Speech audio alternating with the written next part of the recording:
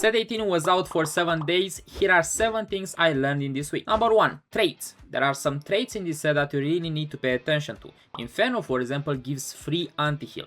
That means that in the early mid game, maybe Morello or Sunfire, it's not as good as a slam. I'm not saying you shouldn't slam these items, especially if you can tempo, but for sure making like a tank item with the belt, maybe Warmogs, it's way more better than before. Blossom is another trait that is very good. It gives you a lot of strong wisps. In the early mid game, imagine you click on one of these wisps that gives you more gold, more items, champions.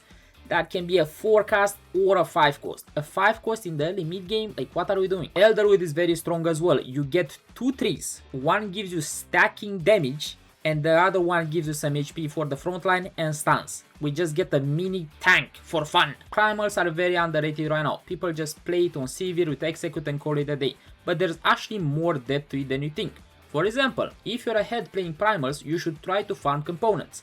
If you're playing primals, maybe in a reroll camp, let's say that Tristana carry with like Faye and Vi, maybe it's correct to take the primal that is defensive and give you like HP. Second thing is the Losestreak Trait. You see, Coven is very different from Anima and I think people don't really like to read. That's fine. With Anima, you want to have a long loose streak. You want to cash out like 10 loose streak into 400 Anima and you get some juicy stuff. Coven is different. You see, with Coven, you do not get rewarded for having a longer loose streak. That means you can put Coven at any point in time and still get a reward. The way you want to play Coven is to actually lose streak, but you want to kill units. And compared with Anima, you don't get crazy punished if you win a round. That means that Coven it's like a bit less risky, but like less rewarding right now. I hope they do some small rewards because some of these cash outs are not very good. Third thing I learned is about the best in slot of 4 cost and 5 cost champions. And you'd be like, it doesn't matter. Well, it actually does. If you look at the champions from this set, you'll see that maybe Protector Vow is not as good as before.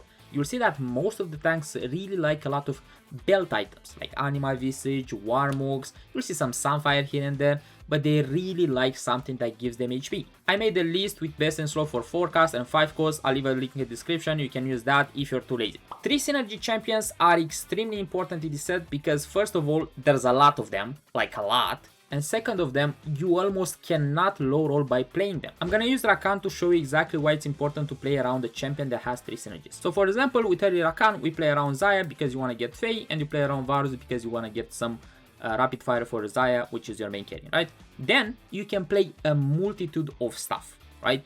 First of all, you wanna be like, okay, I'm gonna play this. I'm gonna play Shen and I get some anti-heal going. But let's say that you wanna build around Rakan, right? You can build, boom, Juggernaut, you have that. Or you get an Elise, boom, you have Vanguard. And you can add on this so many stuff. My favorite thing to do is, for example, when I have Rakan, is to play something around maybe these synergies. I'm playing around Ornn, I'm playing around like maybe a Shen, right, because I want to get some Inferno. Then I play around the Hecarim because it gives me like Elderwood, it gives me Vanguard.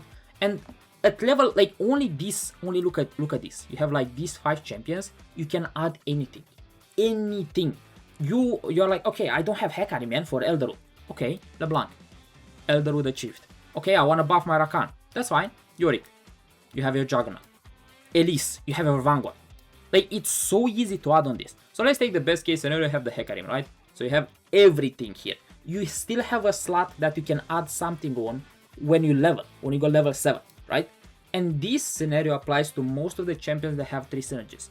Learn them, because there's a lot of them, and try to play around them because it's very important this set. Mechanic of the set Wisp is also something you need to learn. You see, you can see a Wisp every 2 shops. What that means, if you see a Wisp in shop 1, you roll, you don't see one here, and the next shop you can see another Wisp. Very simple. Some of these Wisps are very strong, some of these Wisps are very weak. That's a balancing problem. Hopefully they're gonna fix it soon, so there's nothing to add there.